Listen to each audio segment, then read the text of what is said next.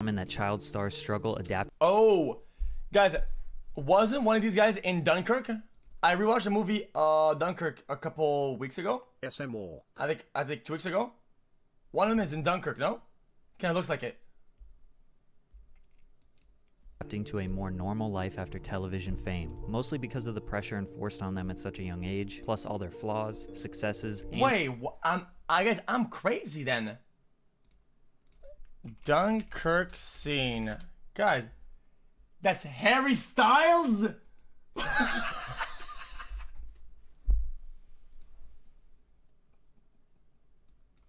It's far too common that child stars struggle adapting to a more normal life after television fame, mostly because of the pressure enforced on them at such a young age, plus all their flaws, successes, and failures are publicized to millions of people. Dylan Sprouse and Cole Sprouse are two identical twins that had wildly successful careers that started when they were just 8 months old. We know that Disney actors are often overworked, develop emotional trauma, and have a hard time getting away from the label of child star. Even at a young age, the twins realized this and started their master plan to capitalize on the rewards of being a Disney star, only to escape and leave their past behind them forever. Make sure you're hydrated while watching this video.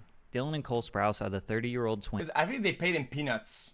Mostly known for their two major hit Disney TV shows, The Suite Life of Zack and Cody, and the sequel, Suite Life on Deck. But before they did that, they had some other pretty major accomplishments. They starred as Julian in Big Daddy. They played Ross's son on Friends, voice acting in 8 Crazy Nights, as well as a ton of different TV roles and direct-to-video films. Not only were the two adorable and talented actors, but being identical twins gave them an advantage. It allowed Hollywood producers to cast them as the same person. Child labor laws prevent actors under 18 from being overworked. When Cole was done shooting a scene, Dylan would step in to do the other, and they would trade off. And producers were able to get double the work out of essentially one kid. 2005, The Suite Life of Zack and Cody. Danny Callis, who ended up writing the show, always dreamed of doing his version of Eloise at the Plaza, which was a family film about a sweet but mischievous 6-year-old who lives in the Plaza Hotel in New York City. He actually wrote the idea of the show 2 times and tried to sell it to different networks. When he approached the Disney Channel, they actually said to him, "Here's 2 twins. What can you build around them?" He wrote the idea for The Suite Life for the 3rd time, and it got picked up. The Suite Life of Zack and Cody was about 2 twin boys who live at the 5-star Tipton Hotel because their mother was an employed singer who performed in the lounge multiple times per week. While she was working or sleeping, the boys would find themselves getting into all kinds of predicaments that they had to I actually enjoyed this show. Get out of. Zack, played by Dylan. You know what's pretty sad, chat? A lot of these shows were translated to French for us to watch them in Quebec, and the translations were dog shit.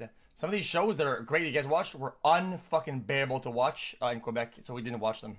That they had to work together to get out of. Zack, played by Dylan, was the cool, outgoing, and self-centered brother, while Cody, played by Cole, was the more mature, nerdy, and gentle twin. Exactly the same as Drake and Josh. But what's funny is, Dylan and Cole ended up being very similar to their roles on the show in real life. The boys had amazing chemistry together because they were 1, actually brothers, and 2, had been working since before they had conscious thoughts. The show also followed the hotel owner's daughter, London Tipton, played by Brenda Song, who was a parody character of Paris Hilton. She was scatterbrained, rich, and solely focused on boys and fashion, as well as the candy counter employee, Maddie, who was hardworking and intelligent. One thing I gotta give the show mild props for is that they reversed the nerdy, smart Asian and dumb blonde stereotypes. Mr. Mosby was the nervous hotel manager who would often try to ruin Zack and Cody's fun. He was like a father figure to them as well. When The Suite Life aired in 2005, it was the most successful premiere in Disney Channel history. It was nominated for 3 Emmys and is wildly loved by fans. These two were living the dream life kids like myself around the world wanted so bad. Plus, if you watch interviews from around this time, they were infectious. They were so lovable. Now, are y'all both, do you have girlfriends?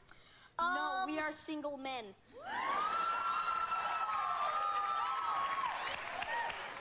I'm actually looking for a Christian girl with morals and values.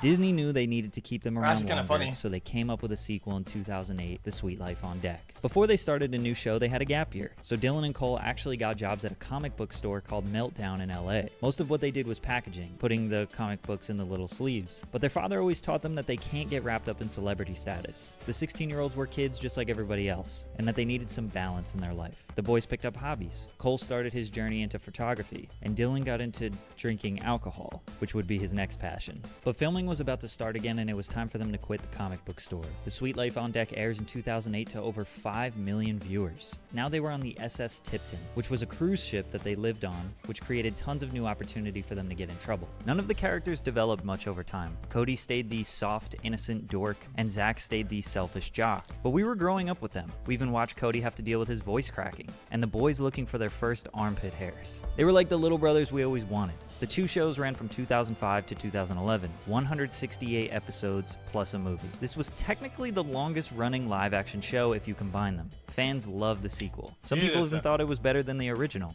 I personally think the original was better, but we can fight it out in the comments. Naturally, like all shows that depend on children, they can only last so long. Dylan and Cole were now 18 and looked vastly different than when they started. But the truth is, they didn't want The Suite Life to end as abruptly as it did. The twins wanted to produce and direct one more season of The Suite Life. They came up with an idea where they graduate high school, move off the ship, and go back to Boston. In their downtime at college, they would meet a single dad with a child at the hotel. Zack and Cody would kind of raise the boy up like a little brother, showing him all the crazy stuff in the hotel, leading him into wacky situations. The final season could have been the perfect way to transition into a whole new show based around the young boy. Cole said that the goal of this was to transition them out of the show, that way the cast and crew didn't have to lose their jobs that they had for the past 6 years. Disney executives laughed in their faces for the idea they came up with, which led to a 5-year hiatus in acting. Here you will see a photo of Dylan Sprouse working as a host in a New York City restaurant, just 2 years after the Disney Channel, which led to multiple assumptions that he was broke. But when you see a picture of a guy who was made presumably, and I'm making a presumption. I think this is fucking weird. I'm just gonna say it, chat. Guys, I think this is fucking weird. Okay, to go around and taking pictures of people like doing normal shit, like, dude, look, this guy used to be a streamer. Now he works at McDonald's. Dude, smile. Smile for the camera, dude. Smile, dude. Now you work at McDonald's, you fucking rat. It's like, dude. Here, a lot of money off of a television series and that he's working in a restaurant. Wouldn't that be a reasonable conclusion? I mean, I definitely think that that's in mind. Although it is negative, it's just a negative way to think for the most part. People can work jobs like that for experience, and I think that's kind of the way I targeted it. If I didn't know anything about the Sprouse twins, I would have assumed the same thing. But what you will notice in the rest of this video is that the boys, mostly Dylan, have done a lot to escape their previous lives. They both got accepted to New York University and decided to dorm with everyone else and go to college full time. Dylan was majoring in video game design and was something of a video game addict. Cole was an archaeology student, majoring in geographical information systems. He traveled all over the world through their program and even made a big discovery. Cole unearthed a mask of Denisio in Bulgaria. They both were quite literally just normal college kids from 2011 to 2014, focused on their studies and working side jobs in their free time. This type of normality most definitely prevented them from ending up like countless other child celebrities. Child stars face a lot of pressure to immediately get an adult acting role or start a music career. Whatever it is, if they don't outdo Disney or Nickelodeon, it seems like a step down, because they have millions of fans that want them to still be their 13-year-old selves, but when you get into your 20s, you just want to move on. The pressure ends up eating them alive and they make mistakes. Then it's highly publicized, which compounds the initial problem. So instead of going down the dark Hollywood path, the twins did the exact opposite. Let's fully step away from this. We can't be compared to our old roles if we aren't doing anything at all. They did stay popular on Twitter and social media and would let the jokes fly. Oh, I get it, Selena. Too good to follow your old pals, Dylan and Cole, huh? This is just like when we were 12. Cole started an Instagram page called Camera Duels, where he would post pictures of people that were trying... Honestly, chat, that, but unironically, to secretly take pictures of him, accompanied with comically long captions of him critiquing their strategies. The only scandals or controversies they got in were pretty mild. Dylan took lewd pictures of himself that leaked. Because of this, he gained hundreds of thousands of followers, so it kind of helped him. Then Cole started a Tumblr social experiment that legitimately made some of his fans turn on him, where he pretended to be himself in order to get fans to engage with him. While they were engaging, he was writing deep and philosophical paragraphs on why their perception of him is flawed. Then after 1 month, he deleted his account, told everyone it was a social experiment, and basically made fun of them for idolizing him and engaging. Kind of a douchey move. Like I said before, Cole and Dylan are a lot like Cody and Zack. Cole is the philosophical, poetic, artsy boy who thinks super deeply about everything. Dylan, while still being artsy and well-educated, likes to slam beers with the bros and have a good time. We get it, you're Dylan Sprouse, and you're livid about games and journalism, even though you can't fight me IRL. Catch these hands? We are as the sun. The rays come bearing to our soft-spoken souls, dancing torpidly upon the frail shudder of angst. You're Insta. Remember when I said Dylan discovered his love for alcohol at age 16? Due to his love for history, he became interested in the ancient alcoholic beverage mead, which apparently is the oldest alcohol ever that can be traced back 8,000 years. It's a fermented beverage made of honey, water, and yeast. During his college years, he would practice making his own mead. Some batches were good, some were terrible. But no matter what, he and his roommate Matt got drunk. When Dylan graduated college, he was taking some acting gigs, but he had more free time and wanted to pick up a hobby. Since he was passionate about brewing, he got an internship at a distillery called Kings County in Brooklyn. Working there and getting immersed into this world made him realize how badly he wanted to pursue this hobby into something bigger. The All-Wise Meadery was born, which is his Brooklyn meadery where he actually makes the alcohol himself. A lot of people in the brewing community doubted Dylan. They thought he was a privileged actor boy who grew up with everything and wanted to take over their hard-earned. That's what I was learning with the community. Most of it, chat, people say, oh, guys, it's a this community. You know what it is? It's fucking Reddit. You know what people do on Reddit? They gatekeep, and they're fucking ugly, disgusting, fat piece of chunky slab dog shit at their fucking chairs, melting their existence away, Reputation. dude. That's they what didn't the fuck realize it is, how man. passionate he was and how much respect he had for mead and brewing. Plus, he had a lot of people just saying he was another celebrity endorsing a product. Like, he didn't care for it. It was just for money. I have to explain a lot that I'm actually brewing it.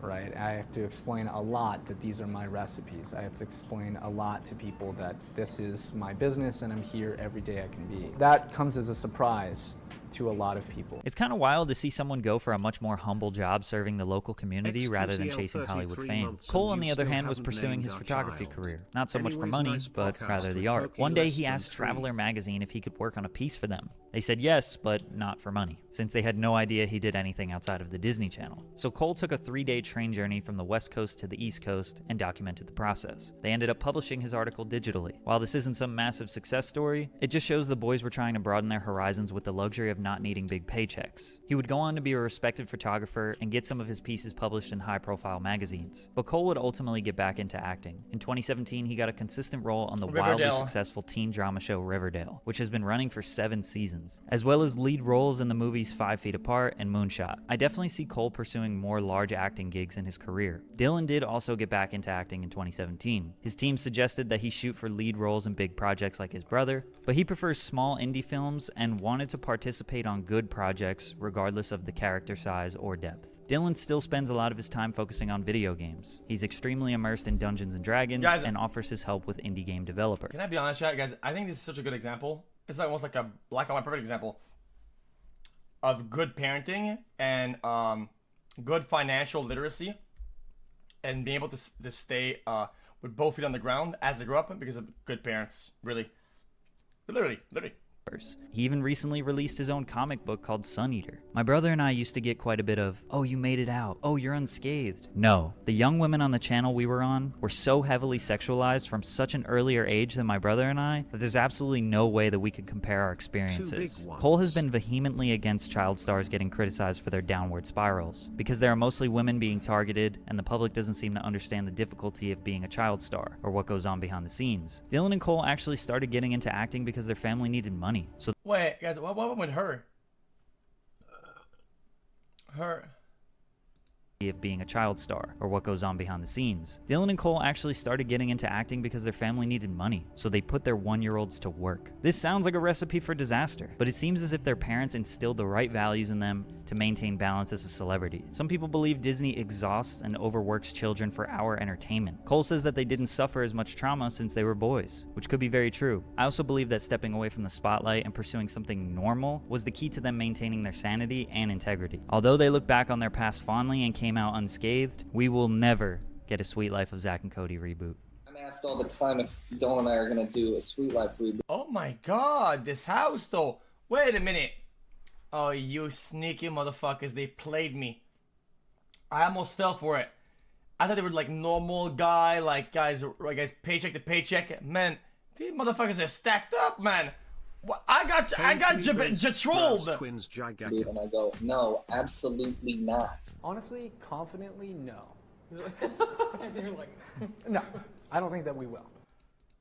What the fuck? I actually got trolled, man. What the